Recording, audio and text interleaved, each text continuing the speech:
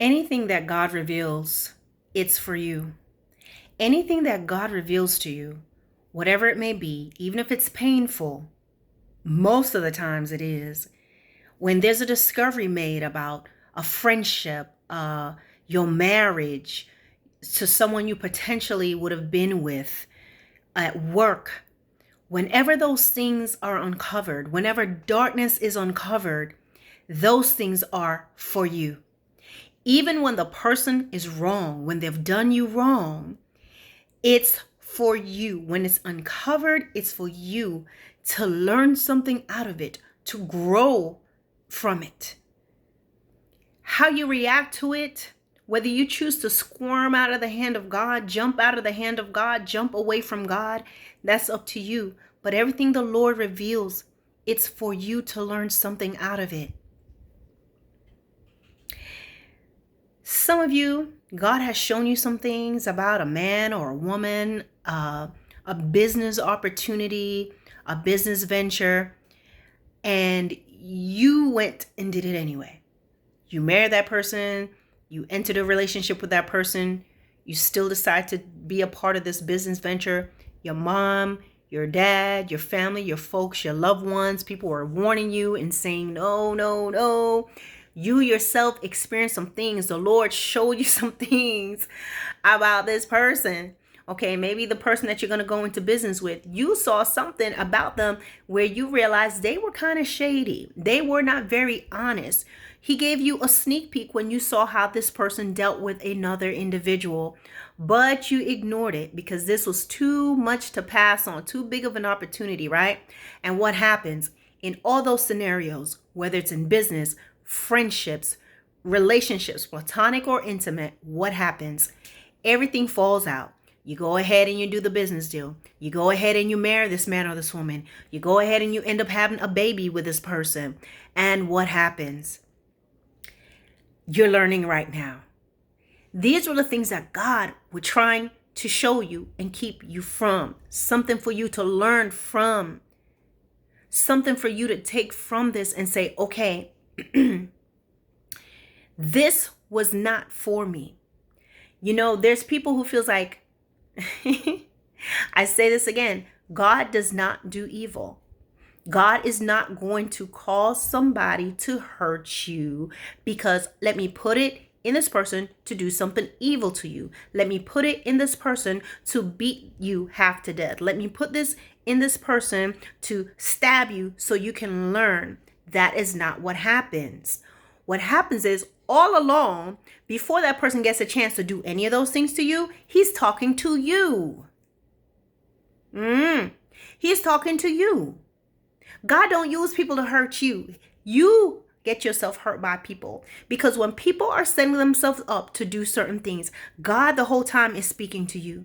Before you got shot down the road, God's been talking to you to tell you, get out of this life, get out of this life, get out of this life, get out of this lifestyle. Before you get to the point that this man is beating you half to death, God is giving you an opportunity to get away from this man. How does God speak to you? Well, you're not going to hear him audibly out the sky, okay? But a lot of times he just speaks to your spirit. Other times he's speaking to you through your family and to your loved ones and to other ones around you.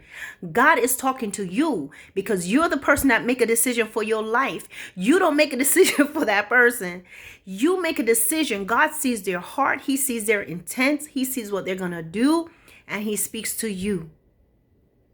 And you choose to still go, and then something happens. The thing about it is, people don't want to serve the Lord, but they want the Lord to be their personal bodyguard. They want the Lord to be their personal stunt double. They want the Lord to be just like that movie, The Bodyguard. Whisk me out of this environment, Lord, but you want to go there anyway. But I hear the Lord saying, everything that you have gone through, everything that he's ever revealed to you, everything that you're uncovering right now, that's a shock. God is saying it is for you. It's for you to see what is. It's an opportunity for you to take another path. God says, I'm not going to show you something and not give you a way out. I'm not going to reveal something to you and not have another path, another course that you can take. God says, if you trust me with all your heart, lean not unto your own understanding. In all your ways acknowledge me, and I will direct your path. God says to trust me.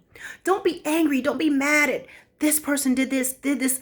There was a lesson for you to learn from it. You got something from it. Some people may say, what about cases where I didn't do anything? I just got hurt. I just got sick. This just happened to me. And for you guys, I would say this. If you're thinking in the natural, then by all means, you're going to be mad at God. And you're going to say, Lord, how could you let this happen? How could you let this happen? So and so happen. But I'm trying to tell you, when you have to realize you're dealing with a God that created everything around us, that man are still trying to explain. So what I'm saying to you, my brothers and sisters, is this. With everything, and when things happen in your life that was out of your control, you did nothing wrong, but this happened. Ask the Lord, what is the purpose? What is the purpose? Because you're not a person that God is just, let me hate on this person. Why did this happen? What was the purposes of this, oh Lord? Why did I get this sickness and didn't get healed from it? What can I do in the meantime while I have this limited amount of time? What are you going to do with it? Everything has a purpose. And if you really try to understand God and be like, okay, it's gonna be completely different. If you look at all the things that happened to some of the great men in the Bible, Moses, just chilling, minding his own business, just trying to hang out with his brothers. Joseph. Did I say Moses or Joseph? Joseph. Okay, what happened to Moses? But look at this also. Jesus came and he was born to be crucified and killed. And I think, guys, he came in his form. He didn't come in a glorious form. Okay? He came that way because he had to go through the most base things in life, because there has to be something that we identify with. He died for us. Some of you may not believe it. You don't believe in God, but Jesus was in fact a historical figure. You look through history, you see Jesus existed. But the irony is, no one can find his body with all the technology we have, huh? Okay. But getting back to what I'm trying to say is, things that happen that are out of your control, ask the Lord, what was the purpose? You can either ask him what the purpose was and understand it, or not understand the situation, understand your purpose and what in the direction he's trying to take you. You'll be amazed at the power and the strength and the ability you have to do more and how it will make sense. Or you can choose to be, God, I hate you. You are this. You can curse God and go about your way. That is an option. And people do that. But guys, I'm trying to tell you what the Lord's saying. Everything has a purpose. Everything that you've gone through, he's opening your eyes so you can see what is there. But a lot of people, your eyes are open. You want to know. You asked the Lord. You prayed. He showed it to you, but you're so scared. Everything that has happened, God says, I'm showing it to you. It's being revealed to you, but it's for you. When things are happening, don't look at that person. Look at you. What do I need to take from out of this? Where's the Lord taking me from this point on? What step does he want me to take from here? What can I do? How will this be useful in my walk with him? Who can I lead with this? What did I learn from disobeying the Lord? Everything that the Lord reveals, God is saying, everything that has been revealed to you, there is a divine purpose. Come to me and know your purpose, I hear the Lord saying. You will not find your purpose. You will not find your identity in things and in people and in groups and in organizations.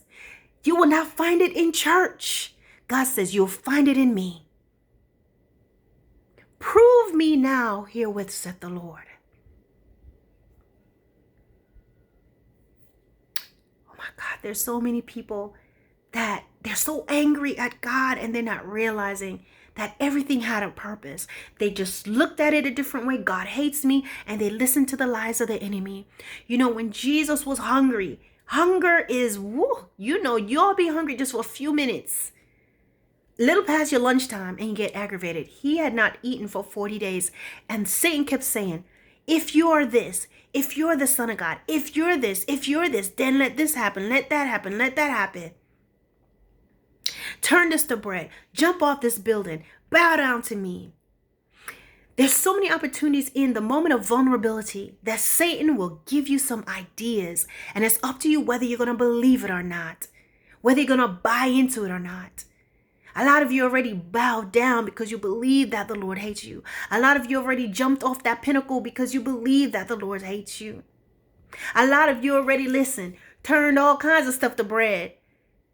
Gave up all hope. You're satisfying your soul. You're satisfying that hunger in you, the worldly hunger, with everything else. Because you feel like God has forsaken you. It's not true. Everything that has happened, there was a purpose. There was something to be learned. This is the word of the Lord today.